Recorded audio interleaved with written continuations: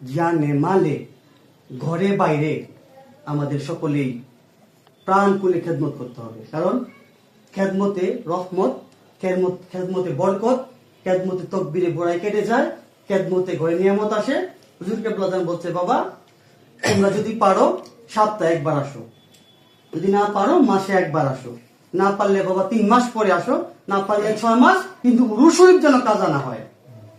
আর সেই উরুস শরীফ, আর এই 2026 সালে উরুস শরীফ সর্বযুগের সর্বশ্রেষ্ঠ উরুস শরীফ হতে যাচ্ছে ইনশাআল্লাহ বিশ্ব জাকির মসজিদ বাসী পাক দরবার শরীফে।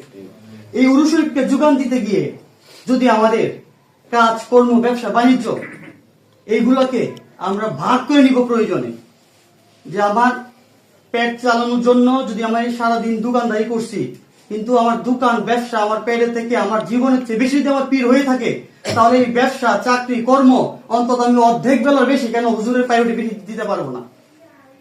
এই জায়গাটুকু আমরা অবশ্যই বিবেচনা করার চেষ্টা করবো, কারণ পীর আমাদের বাবার মতো।